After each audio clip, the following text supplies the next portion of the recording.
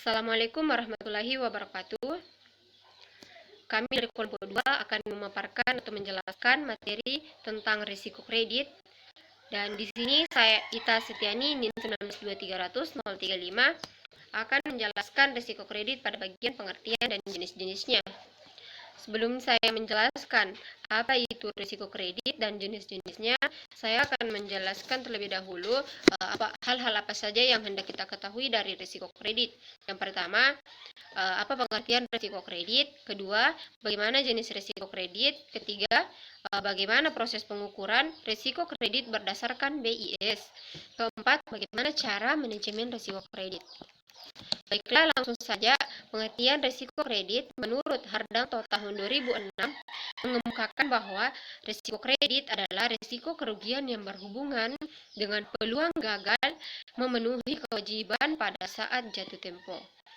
Adapun menurut Sastra Dipuera tahun 2001, risiko kredit merupakan salah satu risiko yang umum dihadapi oleh bank dalam pemberian kredit.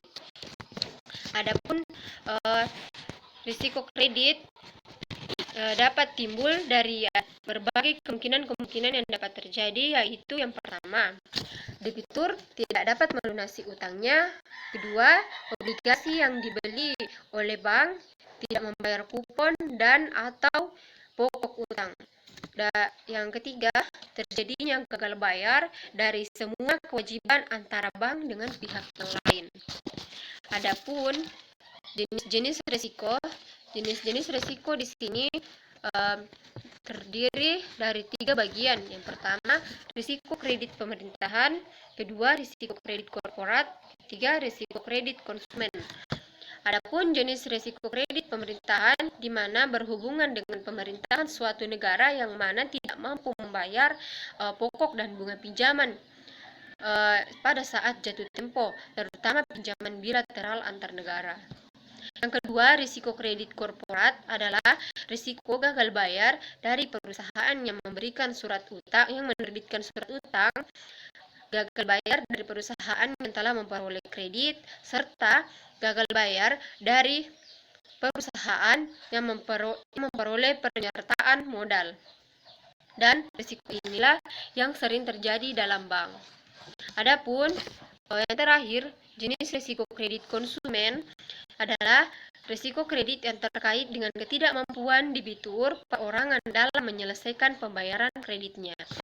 Sekian dari penjelasan saya. Penjelasan materi selanjutnya akan dijelaskan oleh teman saya. Assalamualaikum warahmatullahi wabarakatuh.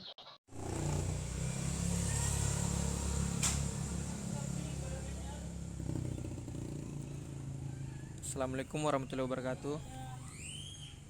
Perkenalkan, nama saya Agus Kurniawan, NIM 192300-073. Saya akan melanjutkan materi dari Ita Setiani, yaitu pengukuran risiko kredit berdasarkan Banking for International Settlement atau biasa disebut BIS. Komite Basel pertama kali mempublikasikan The First Basel Capital Accord atau biasa disebut Basel I pada tahun 1988 dan The Second Basel Capital Accord pada tahun 2004.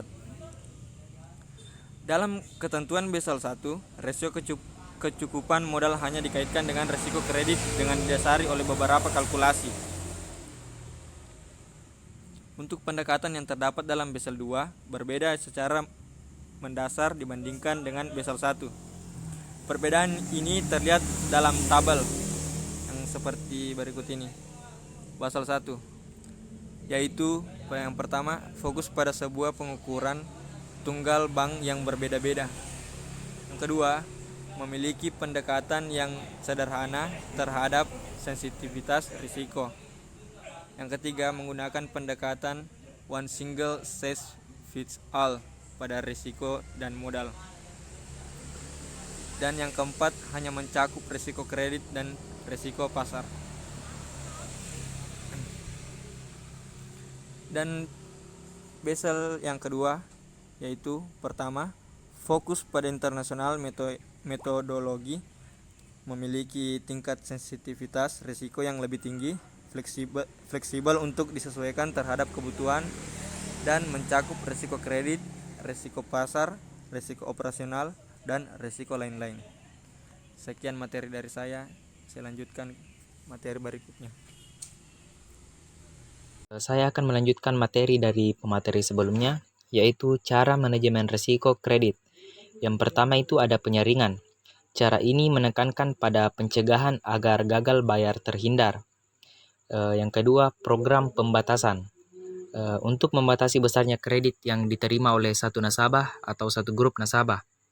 Yang ketiga itu diversifikasi, yaitu kebijakan diversifikasi dapat berupa sebaran kredit berdasarkan perusahaan, sebaran kredit berdasarkan industri, sebaran kredit berdasarkan ukuran perusahaan, dan sebaran kredit berdasarkan sektor.